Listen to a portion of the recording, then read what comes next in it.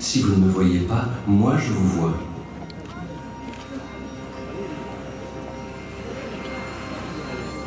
Je suis le guetteur de Tronowen, Argedo, Gedur Tronowen, comme disent ceux d'ici, ceux du Cap Caval, pour m'en appeler autrefois le pays d'Igoudin. Si vous ne me voyez pas, moi je vous vois.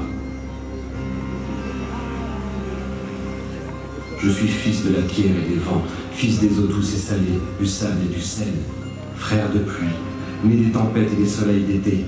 Argedur, Gedur Tronowen, je suis là, je guette et je vous vois.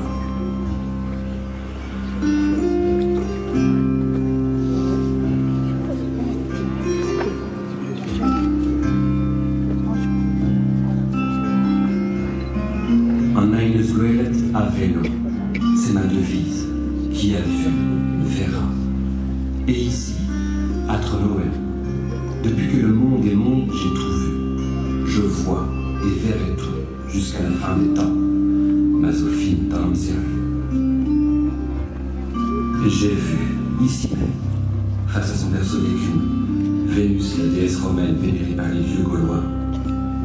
Ici, les Pénabés, au bout du monde, s'élevait un temple dédié à sa beauté et à l'amour. Argarante, Agargenet.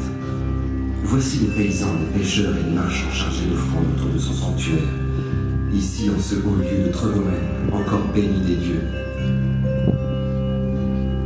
Et par la volonté de l'homme, au fil des âges et des prières, un jour les dieux n'en firent plus qu'un. Et Vénus, née de la mère de vin Marie, la Sainte Mère. Mais ce sera une autre histoire.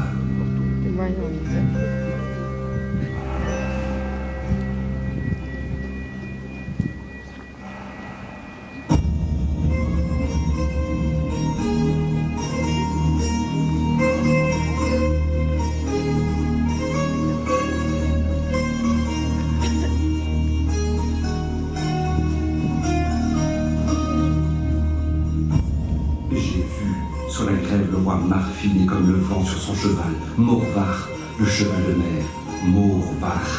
Je l'ai vu, ce vieux roi de Coulmar et de Cornouailles, ensorcelé par Daïd, la princesse d'Is, affubler les oreilles et de la crinière de son cheval mort. Et j'ai vu sa fille honorer sa mémoire en faisant de la cité de Coulmar la ville de Parmar, Penmar, tête de cheval. Et de dieu en dieu, de sort en psaume, de vague en marée, un jour, l'âge d'or est arrivé. Wadris Aour Braïs.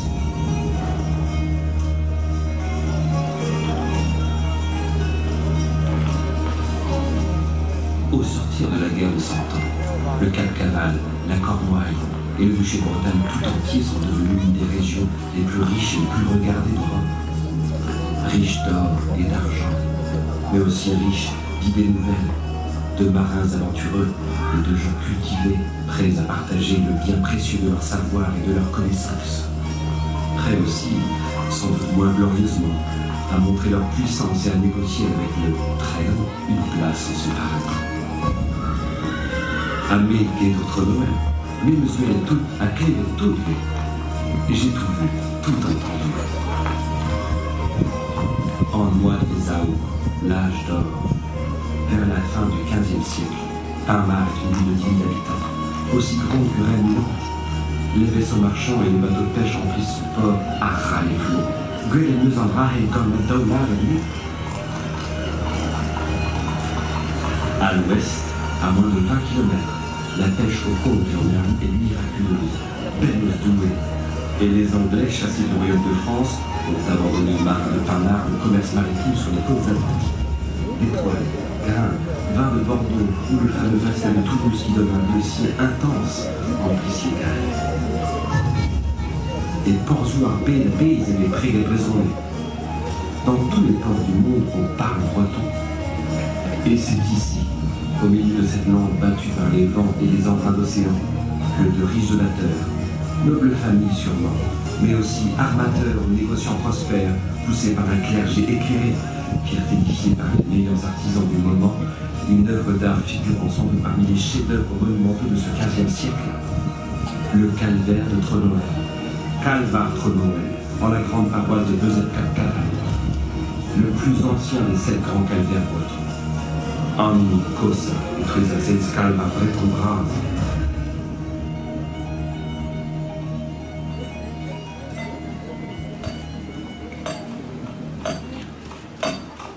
Le grand calvaire de Tronoël. Je l'ai vu se dresser tout entier de la base de sa masse jusqu'en haut de la glorieuse croix du martyr triomphant. J'ai guetté chaque matin l'arrivée des imagiers, les sculpteurs de Cornouailles, peut-être unis à ceux du Léon.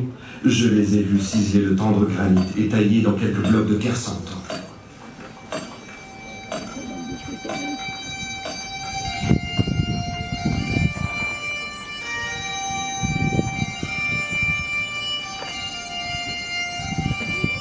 Calvar Bras Tronoël, une lumière dans la nuit des hommes, Goulou et Dose, un phare pour les marins ainsi amical venus de la terre, l'espoir d'une rentrée au port, pour les pèlerins un signe divin, l'espérance d'une résurrection et d'une vie éternelle.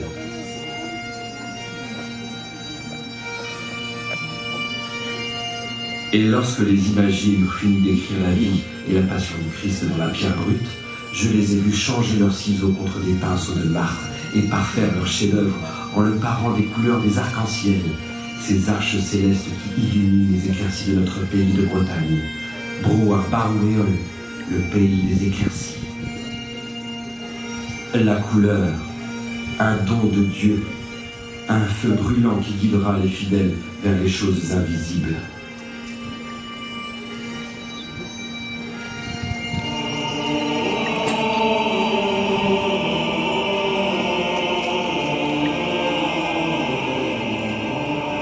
Et moi, Guédur Tronoël, le guetteur de Tronoël, j'ai vu de mes yeux vu la cohorte des pèlerins suivre les prédicateurs dans l'édifiante lecture du calvaire.